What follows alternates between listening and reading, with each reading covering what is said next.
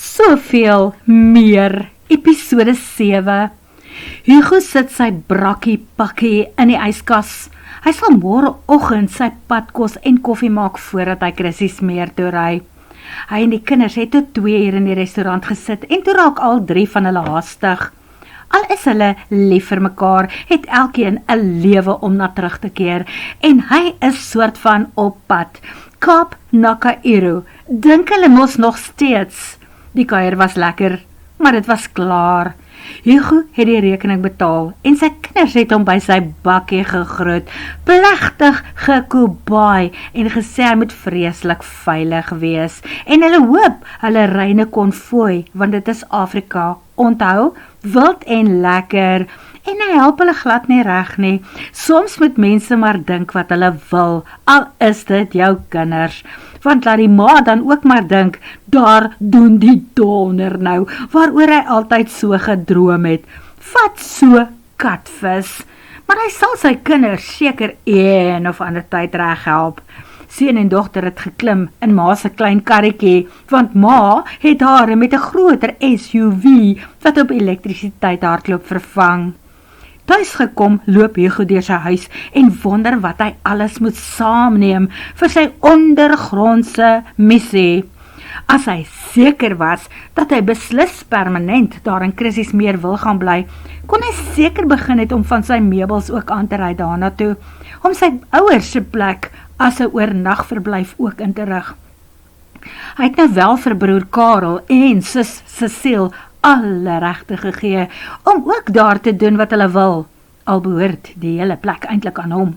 Maar hulle doen mos niks. Inteendeel, met die laaste paddekyk in Desember, het Cecile reeds Male se meubels daar uitgedra.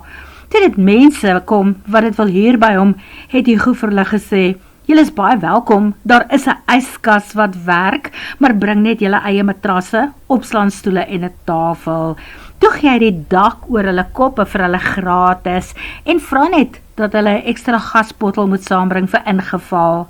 Die doel was nooit om regtig iets te genereer uit die kampie nie, behalwe daardie 3 oopplan houthuisies langs syne wat hy vir daardie doel gebou het. As dit gebeur dat daar mense in is dit 'n bonus. Wat hom wel pla, is dat sy ouers se plek leeg staan, meubelloos. Dit voel soos 'n lyf sonder 'n siel. Hugo skakel die TV aan op Wild Earth en gaan gooi homself horisontaal op die bank neer.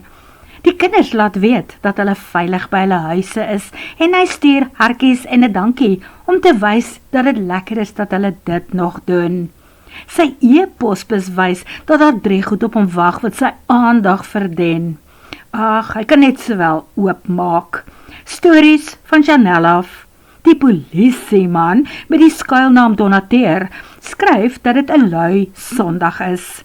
Sy titel is Daardie lui Sondagmiddag. Hy skryf hy gaan nie vanoggend kerk toe nie. Hy sit sommer by die huis in sleg wees en verlang na 'n vrou wat sy voete onder hom wil uitvee.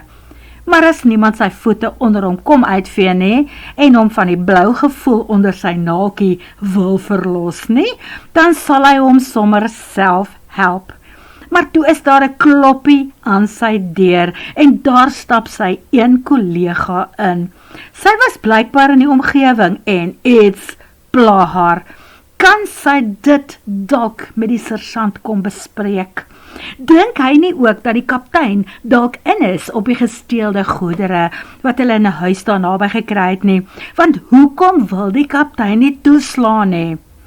Sersant Donateur sukkel om te konsentreer op wat sy sê. Sy oë is op haar lippe.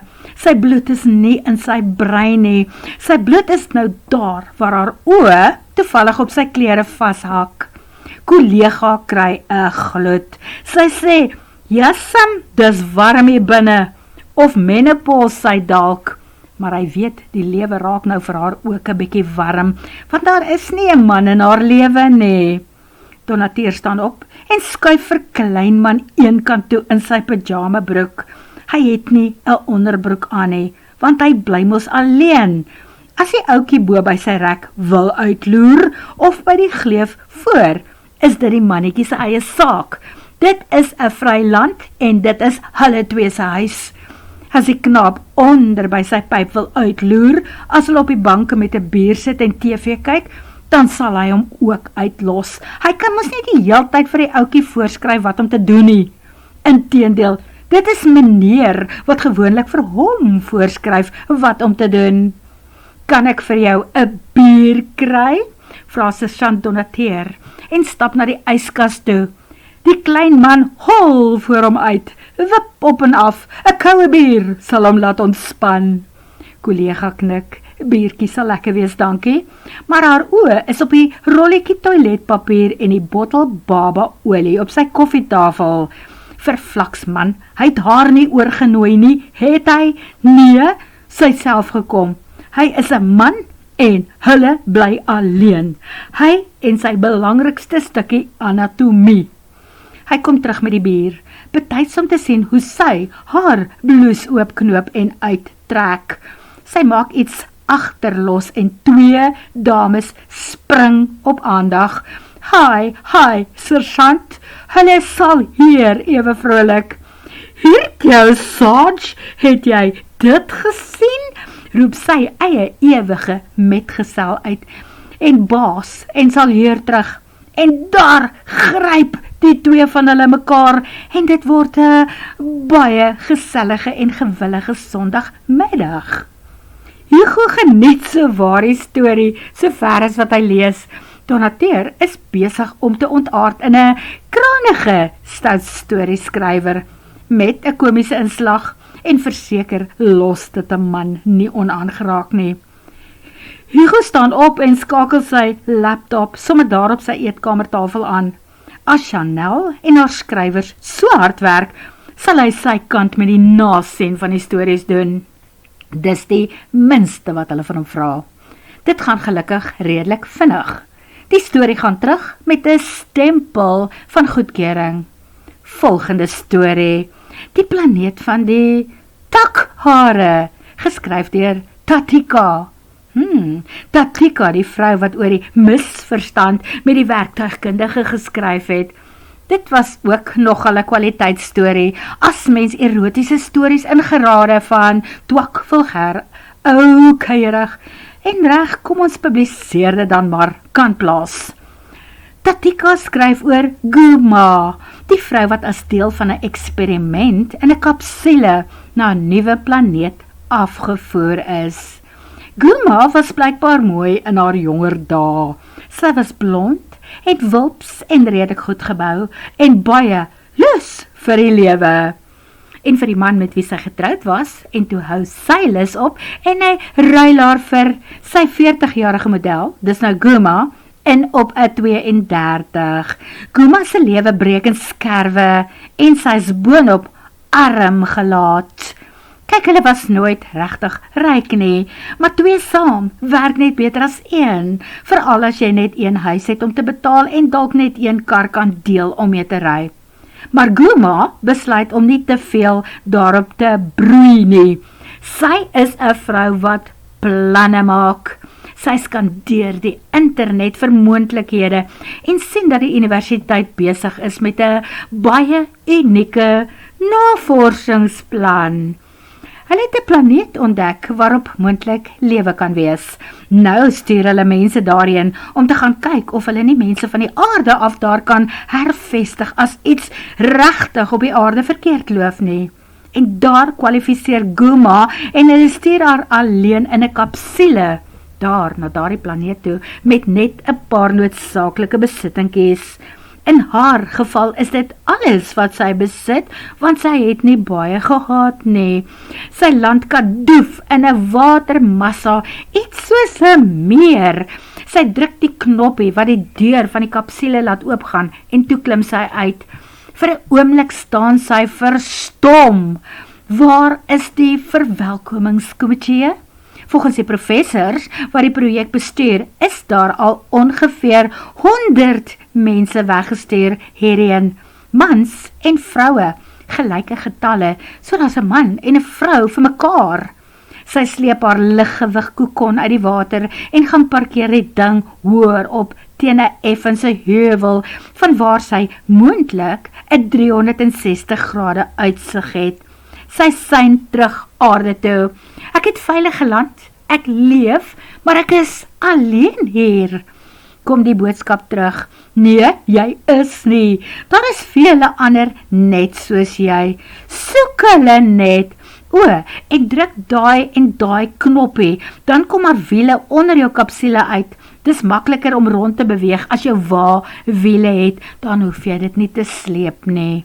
So Guma beweeg rond met haar wa. Sy soek ander mense en eendag op 'n reendag sien sy spore in die modder. Spore wat groter as hare is, heel wat groter, heel waarskynlik 'n man. Vanaf nog 'n hoogte sien sy hom uiteindelik, die regop gestalte van iets wat soos 'n mens lyk. Sy sluit haar kapsule en vertrek op 'n spesiale missie. Man of vrou, mens of dier, 'n wese moet 'n maat hê en sy sal hom vind. 3 dae later sien sy hom, 'n harige monster sonder klere. Hy sit op sy boude, sy bene opgetrek en tussen sy bene is daar 'n vuur en op die vuur braai hy 'n reuse voël op 'n stok. As mense voorrade begin laag raak, dan lyk enige braaivleis na iets wat jy graag saam sal wil geniet. Guma sluip nader en gaan sit oorkant hom met haar bene ook opgetrek, maar sy darmklere aan, al is dit van dat sy hier aangekom het, baie te klein vir haar. Dit is wat ligjare en gewigloosheid aan 'n mens doen. Jy groei maklik 30 tot 40 centimeter in lengte en grootte. Die harige monster wys tande. Dit is sy voël wat daar voor hom op die stok braai. Sy wys, sy soek nie voël nie. Sy wil net kennis maak. Sy wys na haarself. Ek is Guma. Sy tande wys daarom nie meer aggressie nie. Hy like wat hy sien. Hy beduie, Goo. Hy is Goo. Goo breek vir haar 'n dui en 'n bout van sy voël af. Hy vat die ander bout en toe eet hy dit ewe smaaklik. Guma proe aan haar dui. Dit is verbasend sappig. Sy wonder waar hy sy speserye vandaan kry. Hy moet haar regtig wys. Hy knik, hy sal. Guma staan op. Dankie vir die kos, maar dan gaan sy maar. Dit was lekker om hom te ontmoet, maar sy soek eintlik na haar eie spesie. Het hy enige mense hier rondgewaar? Goo kyk verbaas na haar. Toe wys hy na die gedoente daaronder aan sy lyf, wat nou skoon punt in die wind staan en sê, Goo! En hy wys na haar borste en sê, Mama! Sy lyf gaan vorentoe en agtertoe. Hy steun dit uit, Goo, Mama, Goomsie! Nee, sê sy, jy's 'n aapagtige wese van soorte en ek is 'n mens. Ek soek mense. Ons nie Goomsie nie. Dit is teen die wet om met iets te Goomsie as dit nie jou soort is nie. Weet van waar? Ons is nou hier. Ek het lank vir jou gewag, sê Goo. Sterk wees Guma, maan sy haarself. Hierdie soort ding is teen die reëls van die natuur. Bye bye Goo, skree sy oor haar skouer. Maar Goo staan nog steeds en kerm. Goo, Goo, Mama, Goomsie. Enige chimpansee, roep Guma terug. Behalwe dat sy daarom self ook al lus is vir 'n Goomsie, ergens met iemand. Sy stap tot by die waterkant om hande te was. Voël het goed gesmaak, maar sy voel tog om die vetterigheid van haar hande af te spoel. Sy steek hande uit en besef dat sy ook 'n paar hare meer as gewoonlik op haar arms het. En haar beenhare het selfs so gegroei dat sy beslis nie tydens volgende jaar se seevakansie meer 'n bikini sal kan dra nie. Dit gaan nie net 'n gewone waxie neem om haar selfbeeld en haar lyf reg te kry nie. Dit is die ander ding wat gaan gebeur. Onthou sy wat die profs haar gewaarsku het, omdat hulle lugjare gaan aflê in 'n tyd wat soos 'n paar ure gaan voel, moet hulle nie te veel bekommerd wees oor die paar haartjies wat hulle lyf gaan bedek nie. Dit gebeur, en dit is 'n goeie ding, want onthou, hulle begin reg van vooraf, daar gaan die lappe wees, en jou klere gaan beslis 'n bietjie aan die klein kant wees. Guma buk vooroor om haar gesig te was. Toe skrik sy vir haar eie beeld. Daar is oral hare op haar. Sy lyk soos Goo. Wat meer is, sy lyk soos 'n baie mooi en begeerlike Goo mamma.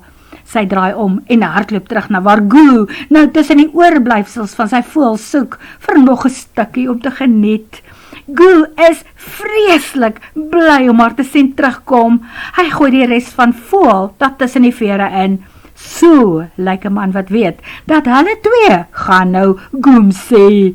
Kom na papa, mama se Gookie, gee haarself ewe gewillig aan hom oor.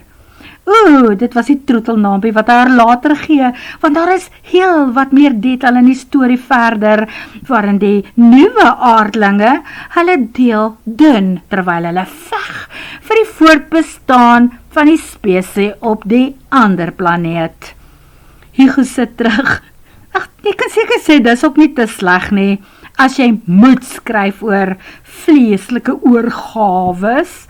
Hy kan net nie help om te wonder wie hierdie Tatika vroumens is nie. Sy moet of vreeslik desperaat wees om hierdie soort verhale uit te dink, of sy het 'n verbeelding wat skrik vir niks. Of dalk is sy heeltemal in 'n wêreld van haar eie, soos wat hy ook seker soms is. Hy wonder wat sy met 'n spookstorie of 'n moordstorie maak, as iemand die moontlikheid om daarmee ook geld te maak vir haar neus rondswaai. Behalwe, en Hugo glimlag, terwyl hy die storie vinnig nasien en die foute regstel. Behalwe as sy dalk glad nie skryf om geld te maak nie, dalk sit sy net met 'n eindelose bron van idees, wat soos 'n fontein by haar kop uitloop. Hy stuur die storie terug en sit sy stempel van goedkeuring daarvoor ook op. Sy plan was eintlik om vir Chanel 'n dwarsklap te gee met die opskrif van skryf jou moordstorie, jou kortspeurverhaal of spookstorie ook op hierdie app. Toe besluit hy om haar liewerster maar te ken in die saak. Eintlik werk hulle tog maar saam om Van Ryn Uitgewers uit die gemors te probeer red met hierdie unieke poging en app. Daarom skryf hy vir haar 'n heel ordentlike e-pos en vra of sy dink dat hulle dit behoort te doen. En hy's nog besig om storie nommer 3 na te sien, toe skryf sy terug: Ja, jy goed, doen dit asseblief. Skryf net 'n paar riglyne van wat ons graag wil ontvang en sit dit op ons bladsy om skrywers uit te nooi om saam te skryf aan jou spook en ander stories ook. Renata het gister al, terwyl sy daar langs die meer gestap het en gevoel het soos 'n wese wat van 'n ander planeet afgedeponeer is, begin dink aan die storie van 'n aapagtige wese wat op 'n nuwe planeet beland. Miskien het die bokagtige Bartholomeus haar aanvanklik daaraan laat dink, of dalk die twee vroumense wat oor hoeks van badplaas af teruggekom het. Hulle wou weet, het sy onthou om die swembaadjie se water toe te draai toe dit vol was, want hulle het dit mos al vanoggend oopgedraai. Ja, het sy gesê, hoekom? Nee, want hulle gaan nou daai swembad uitprobeer. Maar het julle nie genoeg water gesien waar julle nou vandaan kom nie, wil sy weet. Ja, ons het, maar daar was te veel mense vir ons eksperiment. Eksperiment of seksperiment, wou Renata weet, maar hulle het nie regtig verduidelik nie, net gelag, terwyl Samantha oor haar skouer geroep het, wil jy ook kom inspring? Nee, dankie, ek moet gou iets gaan skryf, het sy geantwoord. Die planeet van die Harriges, wat sy vanoggend op hierdie heilige Sondag klaar geskryf en ingestuur het, nadat Sammy en Tinka toegepak en gery het. Sy was nie eens hartseer om alleen op die planeet van Gooms agter te bly nie. Het sy dit nou geniet om vir Goo en Guma te laat Goom sê op hierdie einste planeet, wat sy nou met hulle deel, word vervolg.